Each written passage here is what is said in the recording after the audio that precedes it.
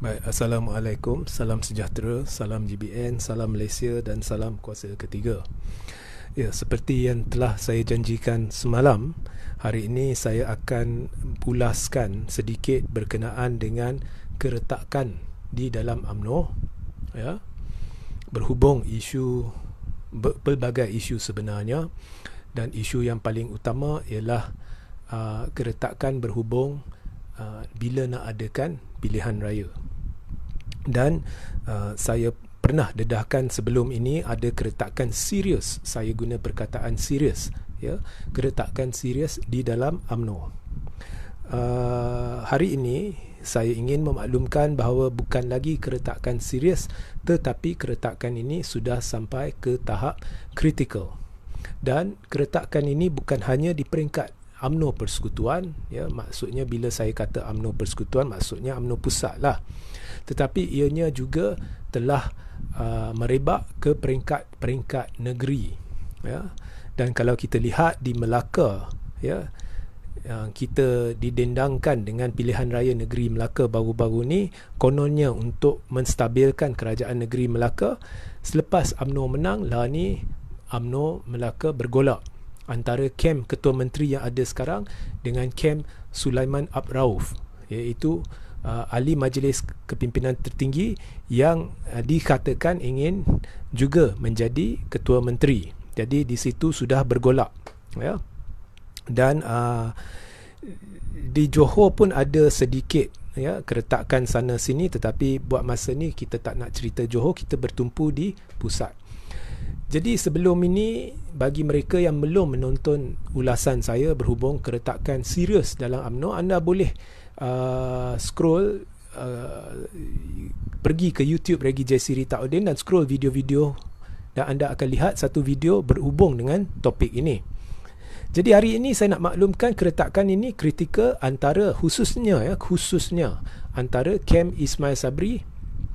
Bila saya kata kem Ismail Sabri, maksudnya dari kalangan kluster menteri yang menyokong Ismail Sabri, dari kalangan pemimpin-pemimpin bahagian cawangan yang bukannya benar-benar menyokong Ismail Sabri, tetapi cuma mereka tidak setuju diadakan pilihan raya selagi belum ada pemilihan UMNO. Kerana jika diadakan pilihan raya sebelum diadakan pemilihan UMNO, maka Zahid, Najib, semuanya akan cuba kuasai UMNO menerusi penetapan siapa yang menjadi calon di mana, dan mereka hanya akan letakkan orang-orang mereka.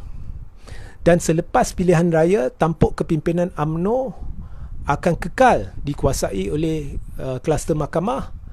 Dan jika UMNO berjaya menawan kerajaan dengan atau tanpa bantuan Pakatan Harapan, maka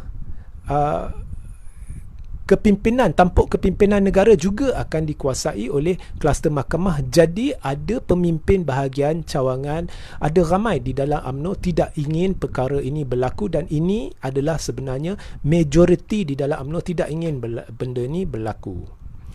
Jadi di atas sebab itu, majoriti kepimpinan di pelbagai peringkat inginkan pemilihan UMNO berlaku dahulu, baru masuk pilihan raya. Kerana dengan pemilihan UMNO, kerusi presiden dapat dicabar, kedudukan Zahid dapat dicabar.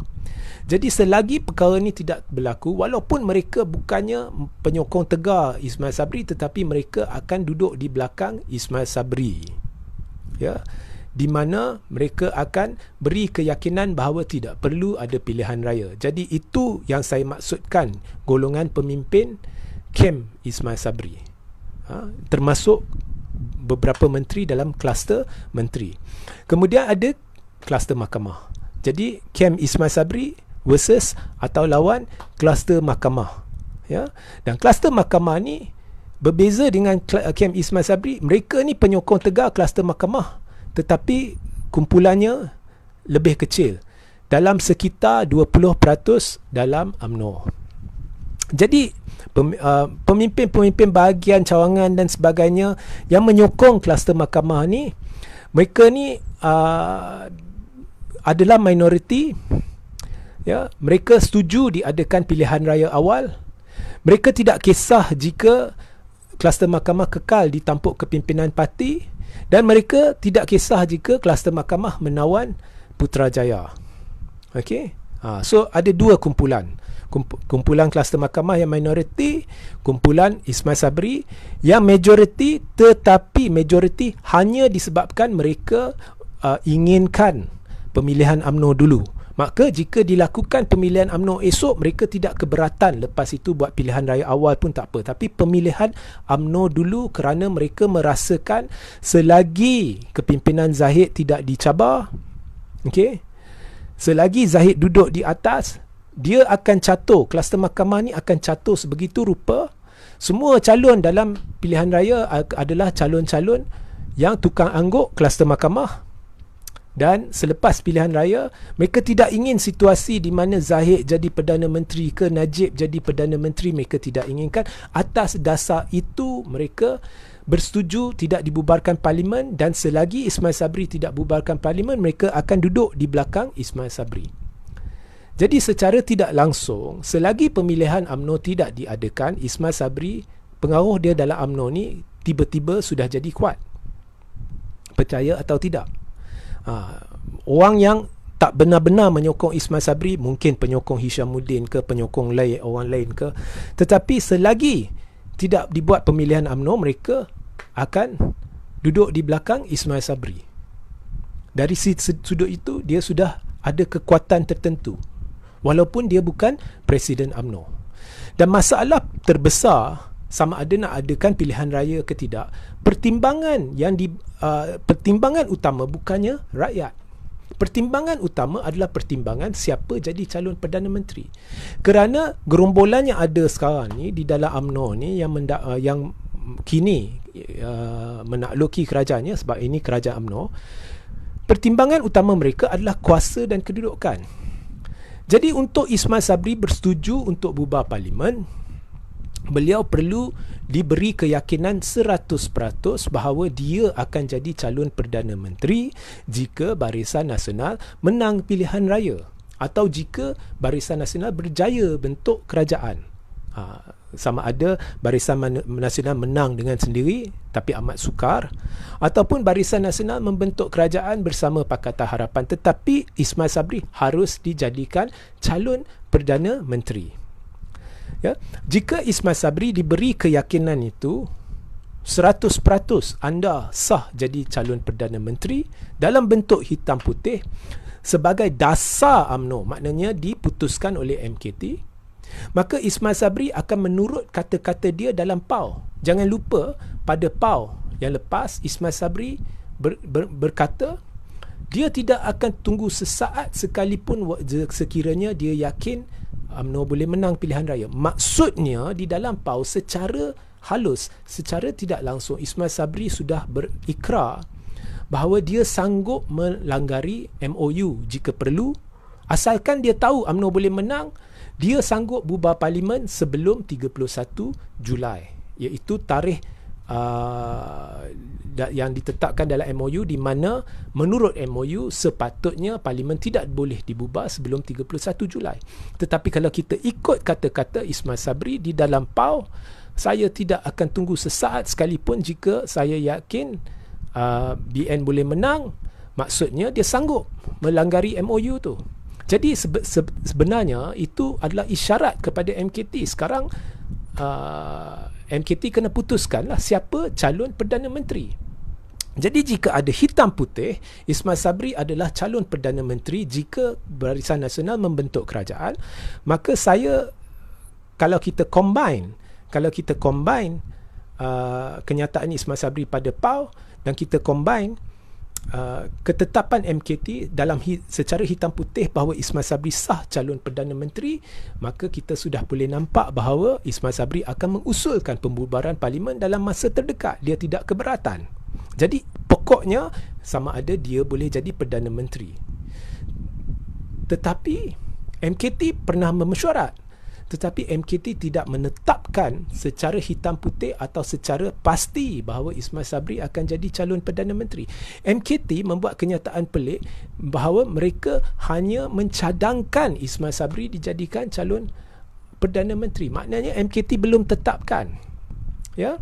Jadi atas kenyataan sama-sama ini, mustahil Ismail Sabri akan bubar parlimen. Dan kalau kita kaji kenyataan Ismail Sabri pada PAU, dia kata saya akan merujuk kepada top 5 sebelum buat keputusan. Jangan lupa top 5 yang dimasukkan Ismail Sabri termasuk Ismail Sabri sendiri, kerana dia juga naib Presiden UMNO. Jadi kalau dalam top 5 tu, top 4 kata ya kami yakin BN boleh menang, tapi Ismail Sabri kalau tak dapat hitam putih bahawa dia akan jadi Perdana Menteri, dia boleh sahaja kata, ya korang 4 bersetuju tapi saya rasa UMNO ni mungkin akan kalah. Okay? Jadi dia tak semestinya menuruti ketetapan MKT. Tak apa pun keputusan sama ada nak bubar parlimen ke tidak bukannya terletak pada UMNO. Menurut perlembagaan, UMNO hanya boleh cadang. Tapi Ismail Sabri sebagai Perdana Menteri boleh memutuskannya tanpa merujuk kepada UMNO dengan hanya berbincang kepada Kabinet Persekutuan. Dan seterusnya ia menjadi keputusan Ismail Sabri, prerogatif Ismail Sabri sama ada hendak mengusulkannya kepada Yang di-Pertuan Agong. Jadi semuanya terletak pada Ismail Sabri. Dan semuanya sekarang bertumpu kepada sama ada UMNO ingin membuat ketetapan Ismail Sabri akan jadi Perdana Menteri ke tidak. So ini telah menimbulkan dilema sebab kita tahu kluster mahkamah tidak ingin Ismail Sabri jadi Perdana Menteri.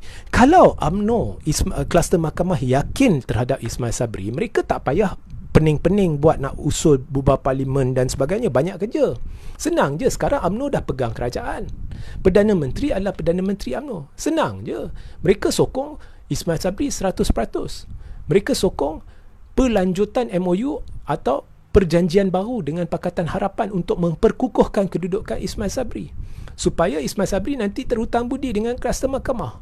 Dan jika Ismail Sabri terhutang budi, mungkin kluster mahkamah ada perkara-perkara tertentu yang mereka ingin Ismail Sabri terlakukan kerana mereka terdesak mungkin, dan mungkin Ismail Sabri akan menuruti. Tetapi mereka tidak, kluster mahkamah tidak berbuat demikian. Tandanya sebenarnya kluster mahkamah tidak yakin terhadap Ismail Sabri. Itu tanda pertama. Tanda kedua, tak boleh beri penetapan 100% dalam bentuk hitam putih bahawa Ismail Sabri sah calon tunggal Perdana Menteri UMNO sekiranya Barisan Nasional bentuk kerajaan. Jadi kita tahu sebenarnya mereka tidak akan calonkan Ismail Sabri kerana di dalam perancangan kluster mahkamah, ya, sama ada Najib akan dicalonkan sebagai Perdana Menteri ataupun Tok Mat Hassan sekiranya ada masalah dalam pencalonan Najib, ya. Dan Tok Mat Hassan perlulah bertanding kerusi parlimen. Jadi semua ini telah menjurus kepada satu keretakan besar di dalam UMNO. Dan sekarang ni ada kumpulan yang menyokong Ismail Sabri yang tidak kira sama ada Zahid ke MKT setuju buat hitam putih untuk untuk memberi kepastian kepada Ismail Sabri bahawa dialah yang akan jadi calon tunggal Perdana Menteri sekiranya Barisan Nasional membentuk kerajaan. Mereka tidak kisah lagi MKT buat ke tak buat ke, mereka sekarang ingin pemilihan UMNO dilakukan dahulu. Selagi tidak ada pemilihan UMNO, selagi itu tak payah nak pilihan raya. Jadi ini sudah jadi satu dilema buat kluster mahkamah. Seperti yang kita tahu, kluster mahkamah nak buat sidang PAU khas tak lama lagi untuk membuat perubahan atau pindaan kepada perlembagaan UMNO supaya pemilihan UMNO boleh dibuat dalam tempoh masa yang lebih lama selepas beberapa bulan lagi, tak silap saya. Ya. Andai kata di dalam PAU khas ini pindaan perlembagaan ini diluluskan dan seterusnya dibawa ke ROS dan ROS luluskan. Tetapi bagi kumpulan menyokong Ismail Sabri ini, mereka tak kisah. Bila UMNO, mereka tak kisah bila UMNO nak tetapkan untuk buat pemilihan UMNO. Yang mereka tahu hendak, tak kira bila tarikh dia, pilihan raya perlu selepas itu. Jadi tekanan terhadap kluster mahkamah amat tinggi. Dan sekarang kluster mahkamah terdesak dan ada membincangkan kemungkinan menarik sokongan terhadap Ismail Sabri. Jika mereka tarik sokongan terhadap Ismail Sabri, saya tidak tolak kemungkinan Ismail Sabri akan masuk perjanjian dengan Pakatan Harapan, perjanjian baru. Kerana sekarang di dalam MOU yang ditandatangani, ramai tidak tahu sebenarnya apabila kita kira majoriti Ismail Sabri, kita tak boleh kira Pakatan Harapan, kerana MOU tu bukannya bermaksud Pakatan Harapan semua ahli parlimen Pakatan Harapan menyokong terus Perdana Menteri. Bukan, tidak, jika anda kaji betul-betul.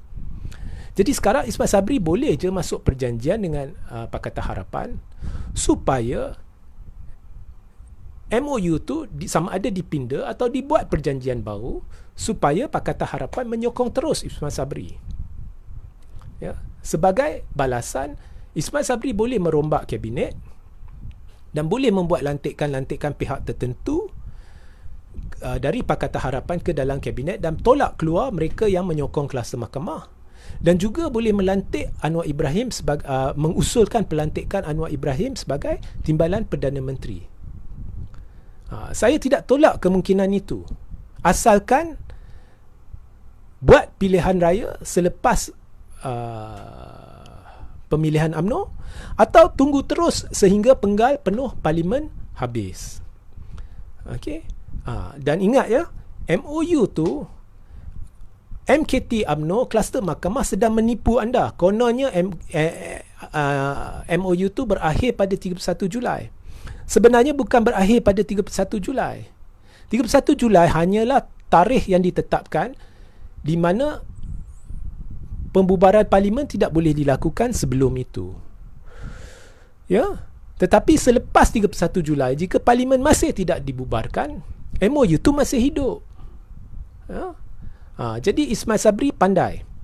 Dia kata dia setuju dengan ketetapan UMNO bahawa MOU tidak akan dilanjut selepas 31 Julai. Maknanya parlimen wajib dibubar pada 1 Ogos, kerana jika MOU tidak dilanjut selepas 31 Julai, menurut MOU tu akan berakhir bila parlimen dibubarkan. Maknanya Ismail Sabri setuju untuk bubar pada 1 Ogos. Tetapi hakikatnya Ismail Sabri boleh masuk perjanjian baru dengan kluster dengan Pakatan Harapan. Dia boleh masuk perjanjian baru. Macam-macam Ismail Sabri boleh buat. Ya, atau dia boleh buat MOU baru. Ya, untuk stabilkan kerajaan dia. So sekarang ni kluster mahkamah terdesak dan mereka ada option untuk tarik sokongan terhadap Ismail Sabri dan sedang dibincangkan kerana mereka takut Ismail Sabri akan masuk perjanjian baru. Ya. Makin lama mereka tunggu, makin mereka tahu Ismail Sabri tidak akan bubar parlimen atau tidak cenderung ke arah bubar parlimen. Ya. So Mahkamah Persekutuan pula sudah tetapkan 15 Ogos adalah tarikh bermulanya perbicaraan 10 hari bagi rayuan terakhir Najib bagi kes SRC. Jadi makin terdesak mereka kerana mereka tidak ingin sampai Mahkamah Persekutuan membuat keputusan, kerana jika kita lihat ianya sudah jelas apakah keputusan yang bakal dicapai. Ya. So itulah penjelasan saya. Sekarang keretakan dia amat kritikal dan ada pihak di dalam UMNO yang sanggup tidak apa kalau mereka dipecat, kalau Zahid ambil tindakan, kalau UMNO pecah terus, tetapi mereka tidak ingin pilihan raya umum sebelum pemilihan UMNO dan pihak ini adalah majoriti. Mereka tidak menentang jangan Zahid atau Najib, ya. Tapi mereka menentang jika Zahid atau Najib terus menerajui UMNO masuk pilihan raya. Itu yang mereka tidak ingin hendak. Ya. Okey, jika anda ada soalan, anda boleh bertanya sekarang. Ceman, kluster mahkamah masalah besar kepada kestabilan politik negara. Ya. Apa yang telah saya ceritakan, semua semuanya percaturan ni semuanya berkisar di sekitar kuasa dan kedudukan masing-masing. Nak jaga kuasa dan kedudukan masing-masing, tidak ada bersangkut paut dengan rakyat. Mereka semua gerombolan ni semua, kem Ismail Sabri ke kem kluster mahkamah, semua ni telah memporak-perandakan politik negara. Dan atas dasar itu, ada banyak sebab. Ini salah satu sebab kita perlu ada darurat politik secepat mungkin. Muhammad Azrin Ghazali, ini kerja nak pecah belahkan Kesatuan UMNO parasite. Ini ini Laskar ni yang kata-kata kesat ni kita lihat kalau mai dari belah kalau anda cam nama ni, anda akan jumpa nama-nama ni di dalam Facebook Najib dan sebagainya. So mereka dengan kata-kata kesat berpisah tiada. Hujah mereka tak ada. Bagi mereka yang kirim salam, salam kembali. Jadi saya lihat kurang soalan hari ini.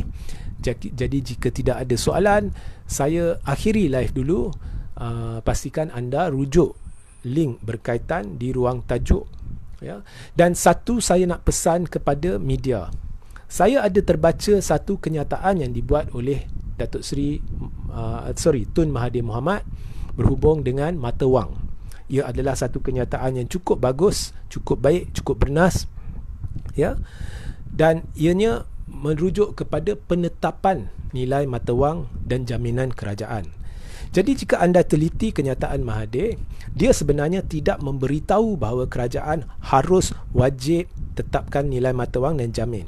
Tapi dia beri bayangan, penulisan dia memberi bayangan bahawa mungkin kerajaan boleh menetapkan nilai mata wang dan menjamin mata wang.